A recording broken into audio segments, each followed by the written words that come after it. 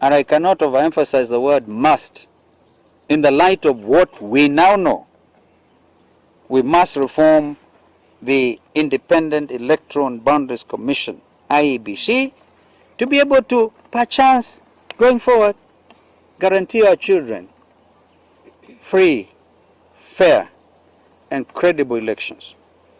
With regards to the judiciary, there can never be justice if our judicial system can be adversely influenced to subvert the rule of law and the course of justice. As I speak, I'm a member of that fraternity, and it pains me as senior counsel to have witnessed what we have gone through. In conclusion, our transformative ideals live on as Azimio la Umoja One Kenya Alliance. We are re-energized, we are revitalized to ensure that the hopes and aspirations of the Kenyan people will be at the top of our agenda. A luta continua.